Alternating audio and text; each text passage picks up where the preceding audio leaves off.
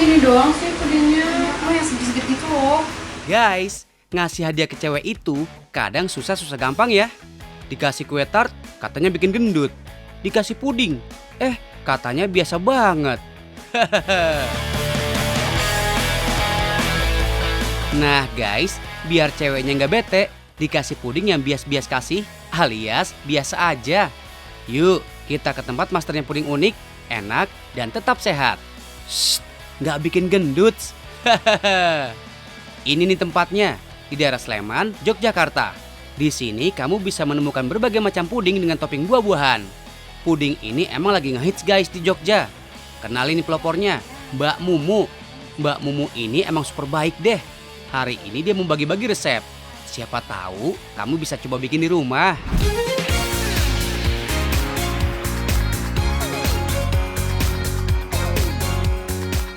Bahan-bahannya cukup sederhana kok. Ada gula, agar-agar, vanili, susu full cream, dan susu kental manis. Pertama, satukan agar-agar dan gula. Aduk-aduk hingga kedua bahan menyatu. Lalu tuang susu full cream ke dalam wajan. Campur dengan agar-agar dan gula yang sebelumnya sudah disiapkan. Eits, kompornya jangan dinyalakan dulu ya guys. Jadi, pastikan bahan utama tercampur lebih dahulu agar tidak menggumpal di tengah proses masak. Jika sudah, baru nyalakan api. Aduk terus ya, supaya hasil akhirnya lembut. Tunggu beberapa menit hingga adonan pudingnya panas. Kemudian, masukkan susu kental manis dan vanili. Aduk lagi hingga merata. Selesai, sekarang tinggal tuang ke wadah. Kamu bisa pakai apa aja untuk menampung adonan puding. Tapi kalau Mbak Mumu sukanya pakai aluminium foil. Membuat wadah ini mampu mempertahankan rasa makanan tanpa mengubah aroma rasa. Jadi, puding bisa disimpan lebih lama dari biasanya. Kalau sudah dituang semua ke dalam wadah, tunggu beberapa menit hingga suhu panasnya menurun. Sekarang, kita masuk ke tahap terakhir. Inilah yang membedakan puding Mbak Mumu dengan yang lain. Biar tambah nikmat, berbagai buah segar disediakan sebagai toppingnya. Guys, tahu nggak sih kalau berbagai masalah kesehatan tubuh bisa jadi karena komposisi bahan makanan yang terkandung di dalam masakan kita kurang pas. Misalnya nih, makna puding itu baik, tapi kalau penambahan gula, pengawet, dan zat adiktif lain tidak sesuai takaran, justru malah akan merusak tubuh dan menambah berat badan. Makanya guys, selain takaran yang pas, pemilihan topping juga sangat penting. Dan buah adalah salah satu pilihan yang tepat. Pertama, buah sudah mengandung gula alami. Kedua, buah juga memiliki kandungan vitamin, mineral, dan serat yang dibutuhkan oleh tubuh. Jadi, udah pas ini sih. Yuk, kita mulai menghias buah-buahannya. Oh ya guys, bisnis pembuatan puding ini sudah ada sejak tahun 2013 ini. Dan per hari bisa menghasilkan sekitar 300 loyang. Awalnya Mbak Momo hanya iseng aja guys. Bikin puding buat anaknya yang sedang berulang tahun. Dan hasilnya not bad lah. Baru deh terlintas ide untuk membuka usaha puding karena di Jogja belum terlalu banyak jenis usaha yang sama. Apalagi kalau modelnya kayak begini. Setelah trial and error selama kurang lebih 1 tahun, barulah Mbak Mumu menemukan formula yang tepat untuk rasa pudingnya. Tahu nggak sih, kalau puding itu ya bukan cuma dari agar-agar kayak gini guys. Puding sebenarnya adalah sebutan untuk hidangan penutup, bisa direbus, dikukus, atau dipanggang. Puding berasal dari bahasa Prancis, boudin, yang berarti sosis darah. Istilah puding pertama kali digunakan di Eropa pada abad pertengahan untuk hidangan dari daging yang dibungkus. Jadi tidak semua puding rasanya manis, seperti puding agar-agar ini ya guys. Kembali ke Jogja guys. Di sini terdapat 2 varian puding istimewa. Ada jenis yang biasa dan jenis puding tart. Kalau kakak-kakak TGS sih sukanya yang tart ini guys. Lebih lucu dan lebih besar, jadi makannya puas. Karena bisa dihias dengan rangkaian huruf, puding tart juga bisa kamu jadikan alternatif kue ulang tahun. Oh iya, karena tidak pakai bahan pengawet sama sekali, puding susu buah ini hanya tahan selama kurang lebih 3 hari di dalam kulkas. Tapi kalau di suhu ruang cuma tahan 1 hari aja guys. So, kalau nggak punya lemari es, kudu langsung dihabisin ya.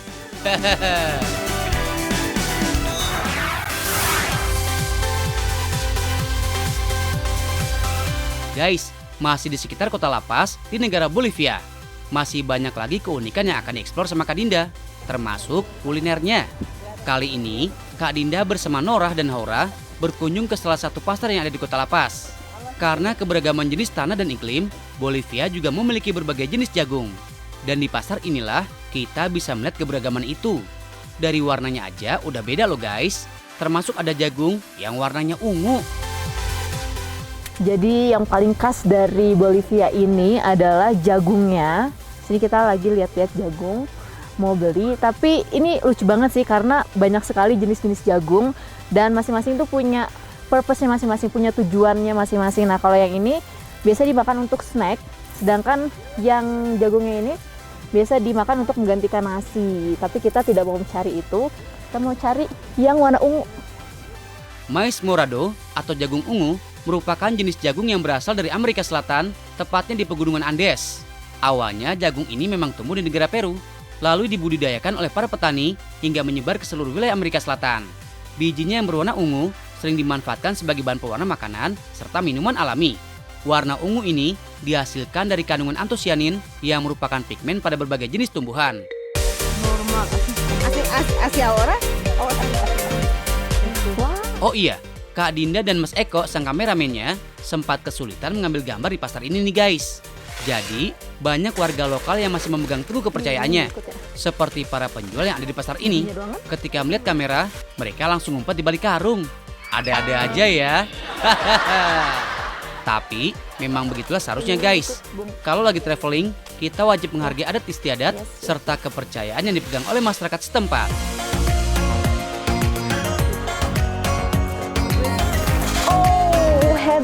What is heavy in Spanish? Okidoki, setelah beli jagung, langsung ajak dapur yuk. Kali ini yang mau Kak Dina bikin adalah minuman yang bernama api. Apa? Api mau diminum? Hahaha. Bukan api yang panas itu guys. Api adalah nama minuman ringan yang sering dikonsumsi masyarakat setempat. Bahan-bahan yang dibutuhkan gak banyak guys. Cuma gula, kayu manis, cengkeh, 1 buah jeruk, dan jagung ungu.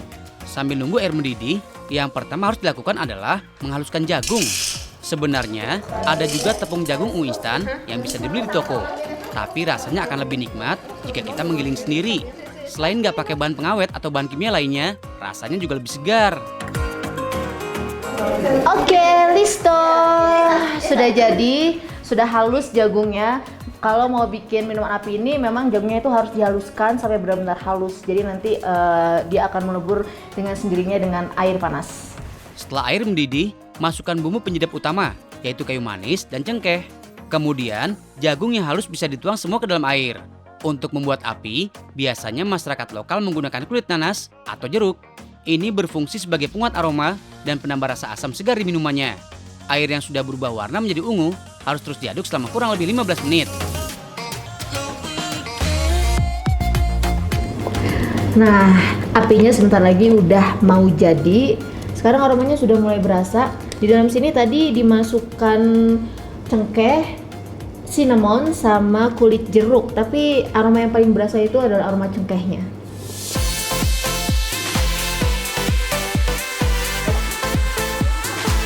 Mumpung masih hangat, enaknya dinikmati sambil lihat-lihat pemandangan kota nih guys. Gak heran ya, kenapa warga di sini suka banget sama api. Termasuk warga yang beragama Islam. Rasa manis pada api memang pas dijadikan minuman saat berbuka puasa. Selain itu, kandungan antosianinnya sangat baik untuk kesehatan. Di antaranya adalah melindungi lambung dari kerusakan, menghambat sel tumor, serta meningkatkan daya penglihatan pada mata. Oh ya guys, kalian tahu nggak sih siapa yang dari tadi nemenin Kak Dinda? Beliau ini seorang muslimah lokal guys. Namanya Norah Basinelo. Ternyata hidayah itu bisa datang kepada manusia kapan saja dan di mana saja. See?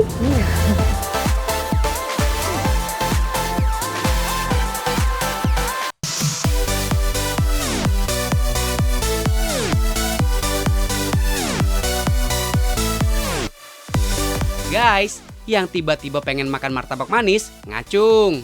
Hahaha. Apalagi lihat ginian. Aduh, makin-makin dia laparnya. Wah, kalau kamu beneran nyangka ini martabak asli, berarti miniatur clay ini berhasil mengecoh kalian. Karena faktanya guys, martabak manis ini cuma replika clay aja. Pengrajinnya ada di Malang nih, Vivi namanya. Ibu satu orang anak ini mulai berkecimpung di dunia kerajinan clay sejak tahun 2009 nih. Sampai akhirnya mulai berani memasarkan karyanya 5 tahun kemudian. Vivi memakai bahan clay air dry yang cukup dijemur atau diangin-anginkan agar bisa kering guys. Bahan dasar clay warnanya putih ya. Makanya untuk mendekati aslinya harus pakai pewarna lagi. Bisa pakai cat akrilik atau eyeshadow. Ditilik dari artinya, clay berarti tanah liat. Tapi sekarang banyak jenis clay yang teksturnya liat dan gampang dibentuk. Tapi bukan dari tanah. Bingung ya? Namanya juga perkembangan zaman guys. Claynya udah move on. Hahaha. Guys, clay air dry yang dipakai Vivi ini harganya lebih murah dibanding polymer clay. Udah gitu, nggak perlu perawatan rumit. Seperti oven misalnya. Jadi cocok juga deh buat kalian yang masih belajar membuat kerajinan dari clay ini. Oh iya, tahu nggak sih? Awalnya clay populer di Jerman pada tahun 1930. Namanya polymer clay. Tapi banyak yang nyangka clay jenis ini adalah olahan plastik. Hahaha.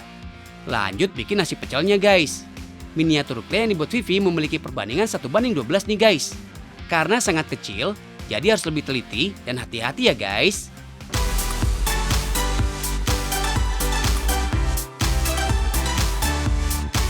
Miniatur makanan ini dijual secara online. Per buahnya dijual mulai dari 8.000 sampai ratusan ribu rupiah. Tergantung ukuran, kerumitan, dan kombinasinya nih guys. Seperti kombinasi clay dan print out berbagai merek produk ini nih. Kalau udah jadi satu set kayak gini sih, jangan ditanya harganya ya guys. Kisarannya antara 5 sampai 10 juta rupiah. Wow. Makanya nggak heran kalau usaha ini makin dilirik ya guys.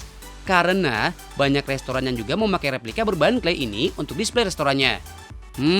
Gimana guys? Tertarik untuk belajar lebih lanjut tentang clay?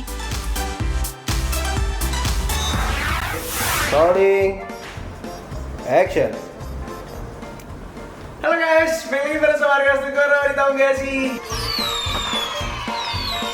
Fokus yo, fokus. Sumpah Bu, bukannya gak mau fokus, tapi lu lihat deh. Tadi tuh gue fokus ya sama makanan-makanannya yang diposting sama Fanny. Wah, gara-gara Kak Fani, salah satu kru TGS yang posting makanan mulu, Kak Aryo bisa-bisa gagal produktif nih guys. Nggak fokus puasa, juga nggak fokus kerja. Bahaya nih. Wah, gila. Lu gak bener sih. Nih dari tadi lu postingannya makanan-makanan mulu. Hah? Iyalah, emang kenapa? Bukan apa-apa, Fanny kan lagi bulan puasa, jadi nggak fokus kerja loh, Fan. Gue tantangin mau bikin takjil deh, takjil. Ya yang gampang-gampang aja, takjil nostalgia, takjil kekinian.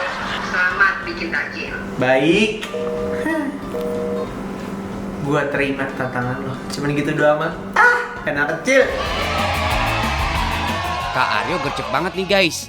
Langsung nyiapin bahan-bahan takjil seperti ubi, pisang, gula aren, santan, dan daun pandan. Yes, ketebak ya guys, takjil legend yang pasti mengingatkan kita semua dengan kampung halaman, yaitu kolak pisang dan ubi. Yuk Kak Aryo, potong-potong, cemplung-cemplung, kasih gula, jangan lupa pandannya. Tara, udah jadi. Tahu nggak sih guys, takjil merupakan kata kerja dari serapan bahasa Arab yang artinya menyegerakan berbuka puasa. Dahulu Nabi selalu berbuka puasa dengan air putih dan kurma. Seiring berjalannya waktu, di Indonesia sendiri kata takjil udah bergeser makna menjadi kata benda alias makanan manis sebagai appetizer berbuka gitu deh.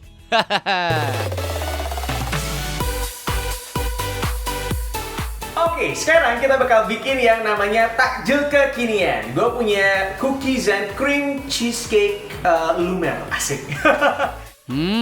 Ada cheesecake cookies and cream yang gampang banget bikinnya. Kita bisa pakai bahan-bahan yang biasa ada di rumah, seperti roti, keju, gula, margarin, dan susu. Lanjut ada tepung maizena, agar-agar, dan cookies and cream. Nah, kita tuh akan membagi dua cookiesnya. Jadi cookies yang pertama kita ambil 6 aja untuk toppingnya. Dan sisanya ini akan kita olah untuk jadi base-nya.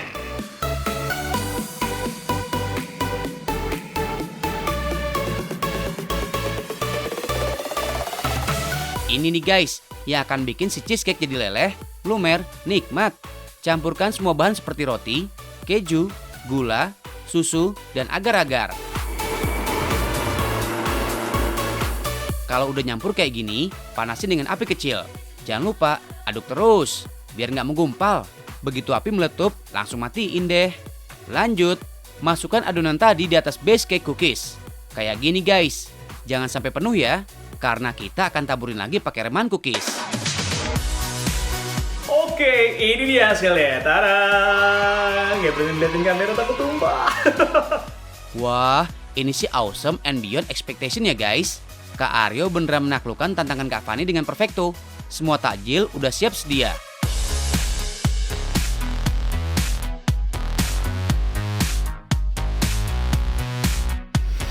Luar biasa.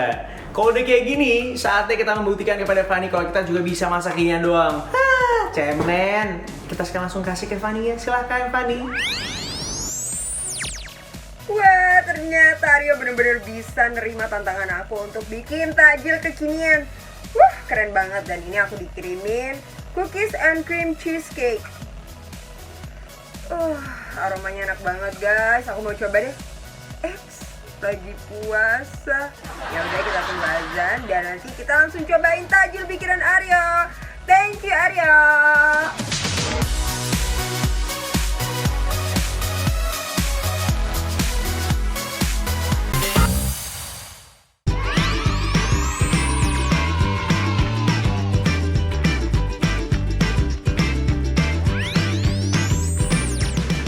Pak Ustadz, tadi kan saya habis nonton film tentang alien sambil ngabuburit.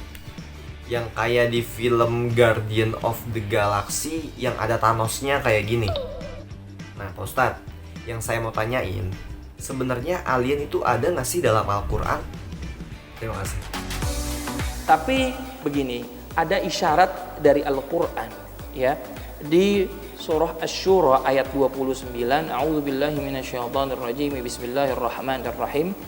Wa min ayatihi khalqus samawati wal ard wa ma batha fihima min dabbatin. Nah, ini luar biasa. Allah menciptakan langit dan bumi, dan juga Allah meletakkan ya suatu makhluk yang dia, dalam hal ini dalam bahasa Al-Quran artinya adalah melata ya. Artinya di dua dimensi tersebut, di dunia ya, di bumi ini dan juga yang di langit. Nah, berarti ketika Al-Quran sudah mengisyaratkan ya ada sesuatu atau ada makhluk selain manusia di bumi, berarti insya Allah benar adanya. Kenapa? Karena alam semesta ini begitu luas dan begitu besar guys. Ternyata kita sangat amat kecil. Itu tidak ada titik sama sekali.